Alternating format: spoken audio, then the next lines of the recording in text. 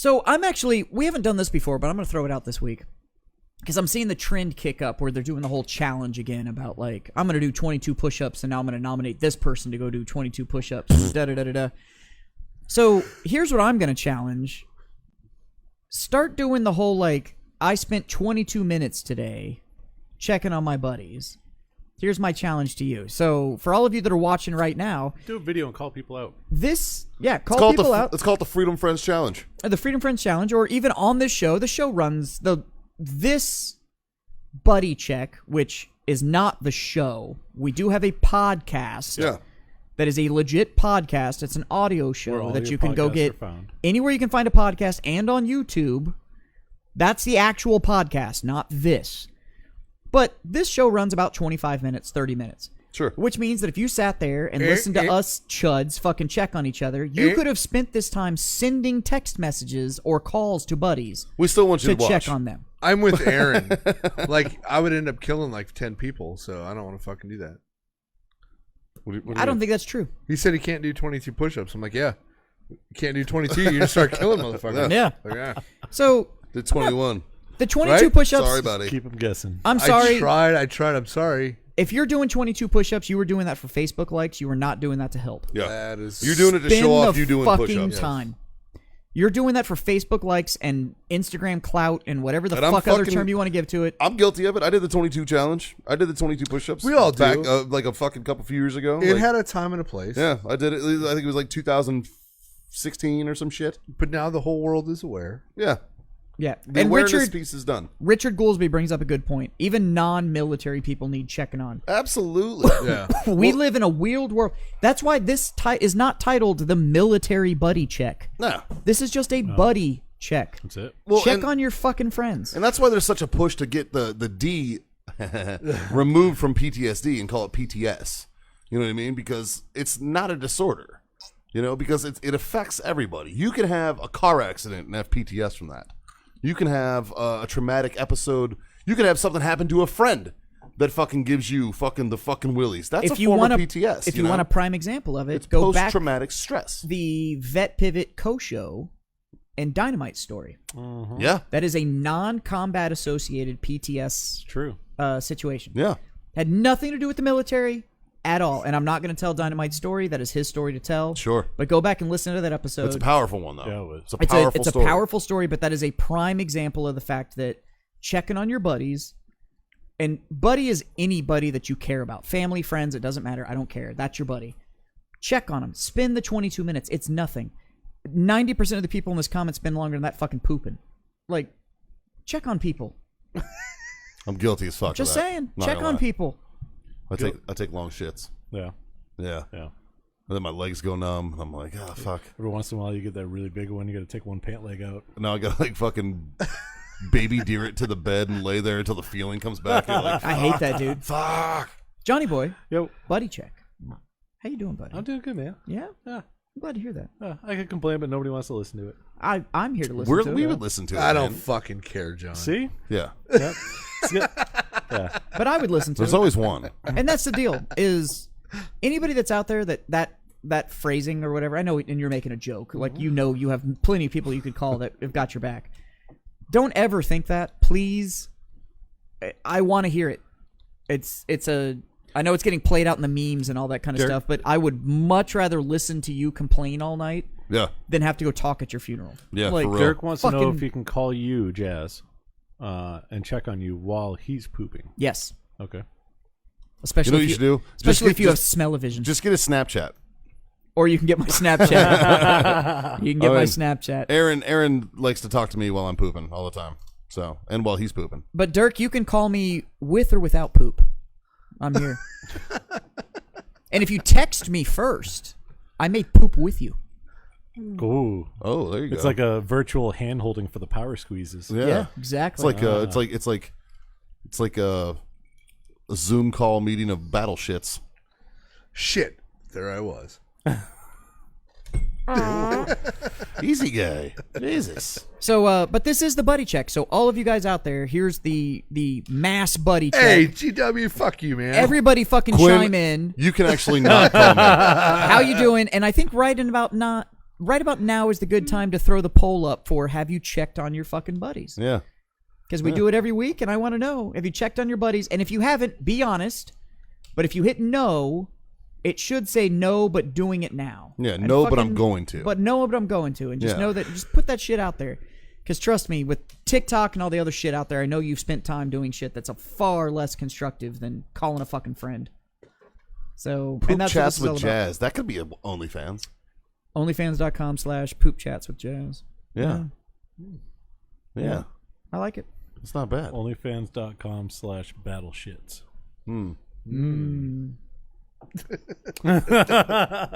No. That'd be funny. Just a split screen of guys like shitting. That'd be hilarious. I guarantee you there's a market for that. Because everybody likes farts.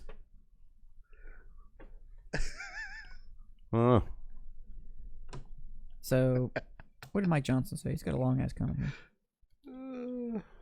All jokes aside, this shit is legit serious. I was there Friday. If a buddy hadn't been there for me, not sure how I'd be today. Bullshit up. and jokes aside, I appreciate you guys. By the way, sorry for the seriousness here. Back to the labs. No, dude, we do this because of the seriousness, brother. That's why we do it, man. Mike, where do you live? Cibolo. It was right down the street. Well, fucking come hang out on a Monday night. Yeah, dude. I mean, God damn it. You could literally go. You've been here before, fucker. You came and hung out for the Mike's podcast come by. before. Shit. He's hung out. Yeah. And that's the deal. Is like, yeah, some of it may be handled with jokes and comedy and all Yeah, that oh, kind of yeah. stuff, but it's just We'll be how it gets handled. We'll be relentless. But But I hope you think it's because we love you. so yeah, I mean, it is what it is. But check on your buddies. It's fucking important. It's far more important than any of the other shit that everybody's getting spun up about right now. The next one I want to get, I've talked about with my brother. So we lost a brother. Yeah. To suicide. Uh-huh. So that's why. So this buddy check thing isn't like because it's the right thing to do. Like all of us on this panel have been impacted by what we're talking about. Yes, we have. The next one I'm going to get done is I want to get a memorial tattoo done for that. Nice. So I want to recognize that. So, I didn't handle it as well as I should have when it happened, and I think it was a shitty way of dealing with it. But I think that was my shitty way of dealing with it, was to kind of discount it, and it took me a couple years to really kind of come to grips with what it was. You know, I can that's an important understand that. topic, though, man. That's an important topic because dealing with grief, it's different for everybody, you know? And in when you're in the moment, a lot of times you don't know how to handle that. You don't know how to properly process that. And when it's someone close to you, like a brother, you know, or even in the proverbial sense, like what we're used to, our brothers of arms. The non-blood, the non-blood brothers. You know what I mean? Like even in that, you know, perspective, we each process it differently. Right. You know, a lot of us get angry. You know, and anger is a natural emotion to that. Don't feel bad for getting angry. Yeah, and mine reflected in value sacrifice. So mine was, I started pulling cigars and whiskey and stuff that I was saving for that special occasion. All of that just started getting burnt up and used and all that kind of stuff. And it wasn't the right way to deal with it. And now that I've had my time to process it and realize that I didn't deal with it the right way, that I didn't deal with those around it the right way.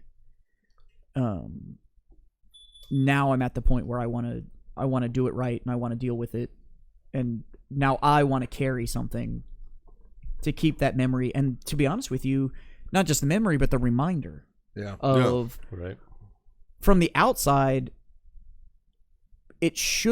From the outside, all the markers should have been fine. Yeah, like family was close, like immediately available, and everybody that he was surrounded by had been around the same stuff. Yeah. And so, to be honest with me, for me, it's the reminder of, like, do not let it look like, oh, they've probably got what they need to deal with this. No, that is not how this fucking works. Like, it doesn't matter what you think the outside looks like. Yeah. Yeah. There's so much more that had just another question been asked, had another phone call been made, had any of that been done, it might not have happened. I'll be honest, dealing with death, I'm a selfish motherfucker because it's hard for me, and I just shut down to everybody around me, right? And I probably should be more available to people who are also affected by it. But I don't know. I just shut down. It's hard, right? I disappear. Like, I'm kind of the same way. I ghost. It's like when it comes around and stuff like that. The other thing that I default to is I try to become the fix-it. So it tries to become the whole well, can I do this or can I do that? And so I focus on like the mechanics of it, which takes me out of the emotional side, so I can just focus on it was the same way I dealt with my grandfather. Was I defaulted into I'll help coordinate and make decisions, and because that lets me focus and just put the logic into it, and I don't have to deal with the emotion. Yeah. And that was all like just natural timeline stuff. The suicide part, I did the same thing. It was just I'll talk to people or whatever, but can I fix it? Can I do this? Can I do that? Can I talk to the right people? What are you doing? Like, try to fall into the coordinator role, because that means I didn't have to deal with it. Yeah. Because if I'm fixing this stuff, then I don't have to. Yeah. I don't have to focus on how I'm going to handle it, because I'm helping you handle it. I just don't deal with it by literally not dealing with it. Yeah. Well, like, two of the matriarchs in my family passed away, my mother and my grandmother, right? And I was young. I was my mother's youngest child.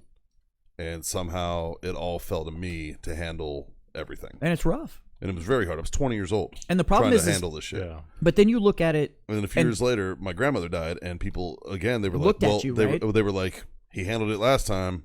It's on me again. And these are two women who raised me. You know what I mean? So it was very, very difficult.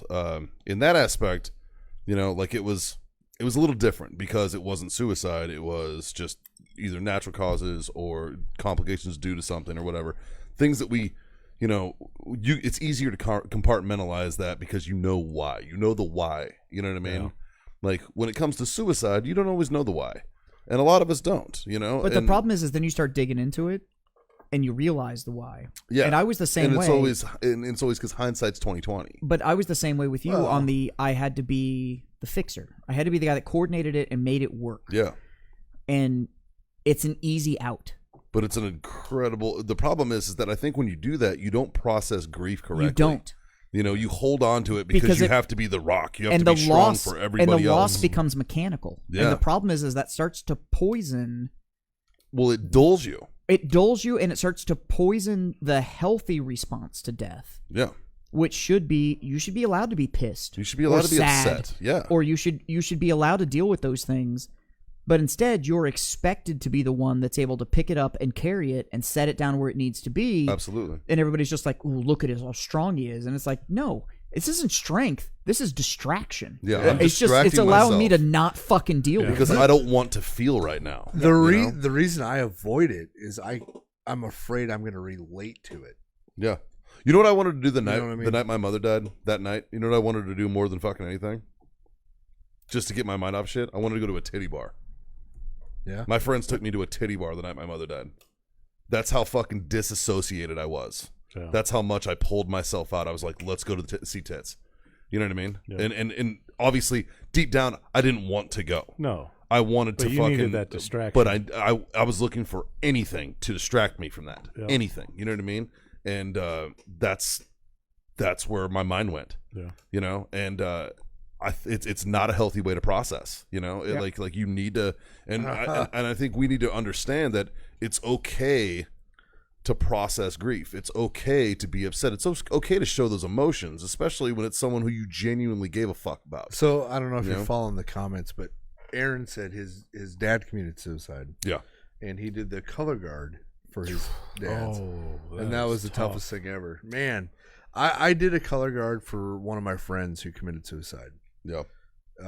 And that was not an easy thing to do. My brother and I came up with for my mom, we came up with a fucking ceremony. Yeah. And again, another distraction, something we could plan. Well, that's like with my grandfather. Yeah, it's hard. And ever since then, like, that's why, like, funerals, I just totally disassociate. As soon as bagpipes start, oh fuck, I'm over. Yeah. I'm done. I'm fucking done, man. Yeah. My grandfather was the fallen Marines. My grandfather's death was the same way, and they asked me to come in and video and photograph it for those that couldn't come in. You ended up having to work it, but I absolutely embraced it and was cool with it. One, I had an amazing support network. So my little brother, who the full backstory is he's my half brother, so it wasn't his grandfather. But he was with me there every step of the way on building everything for it. So I kind of had the fallback on doing some of the lift so that He's all right. He's an okay guy. He's an okay guy. But Heard he used to drive a Buell Blast, though, so I'm judging the fuck out of him. You should. What You a should. fag. At the same time, he also owned a macaroni yellow fucking Mustang. Good God. So, yeah. I heard his bike matched his car. No, it was red.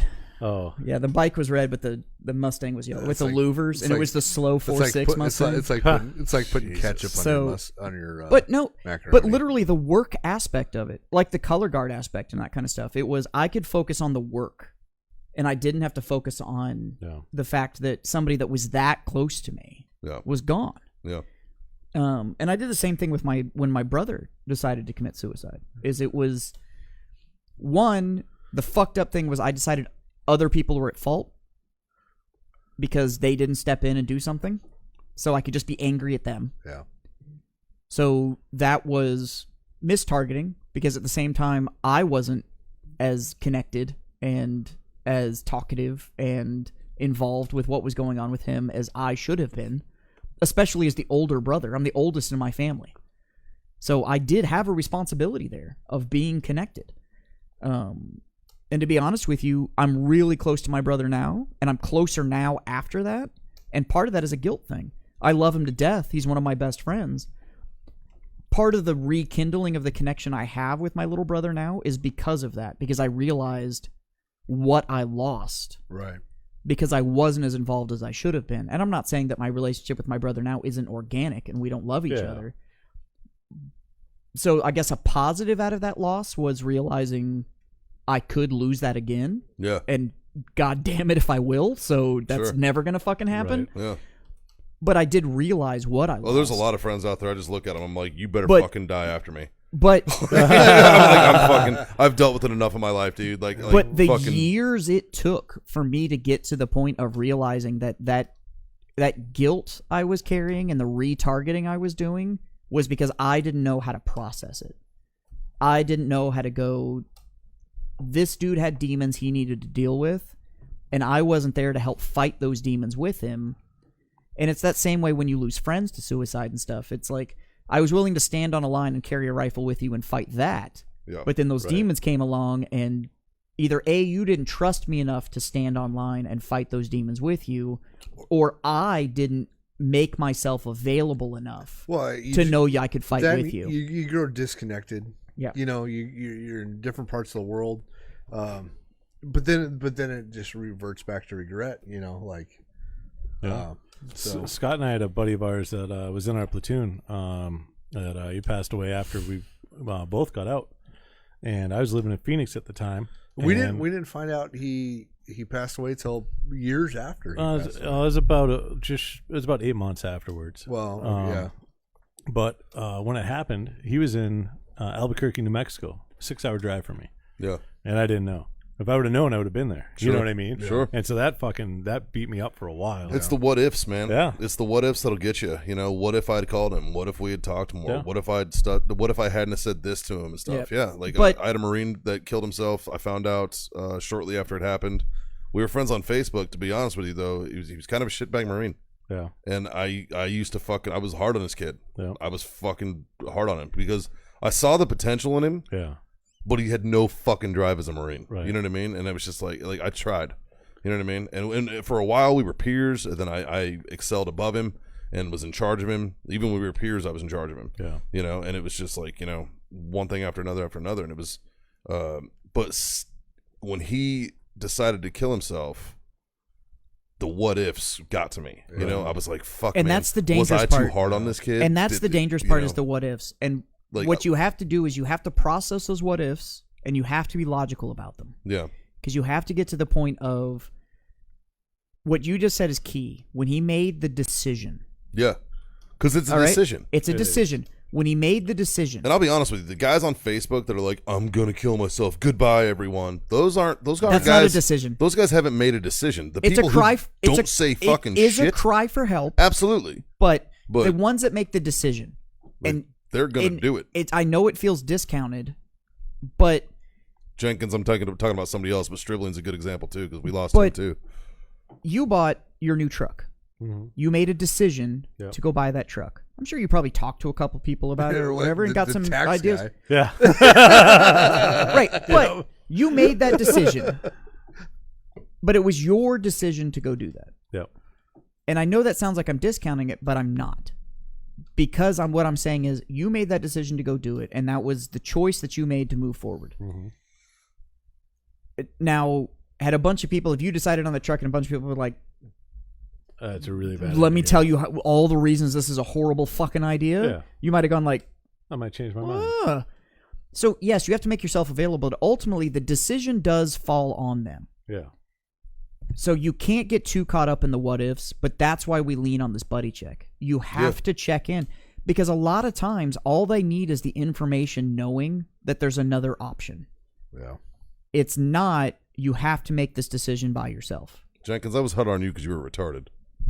You know that. Love you, buddy. Okay. Quinn said he lost a guy in his unit shortly after he qualified as a Sentinel, which is the patches he sent us. And the what ifs got him for a long time. Yeah, like I can relate to that. And like Jazz said, you can't dwell on that. You can't dwell on those You what ifs. can't get caught in the what ifs, but what you can do... But they will get you. They will get you, but what you have to do is you have to look at those what ifs and you have to learn from them. If you're saying that what if I did this or what if I did that, you can't roll backwards. But what you can do is you can learn from those what ifs and start applying that to your relationships now. Yeah. And that can be what changes tomorrow and the day and the week after and the month after and the year after. And that's what stays important. I know it sounds callous to say that those situations are a learning experience. Yeah. But we're still here, and we still have those that we care about that are still here, and all we can do is fight for those that are still standing. And some of those that we care about are struggling. Yep. So check on them. And that reminds me to remind you that Jenkins says to fuck you, Mikey. Best Mikey ever met. You think highly of yourself, dude. Jesus Christ. So, Holy but fuck. apparently we're getting through because the poll did come back, and most of them said yes, they have checked on their buddies. That's good. Only a couple said no, but they're going to important, do man. it now. So I'm glad to fucking hear it.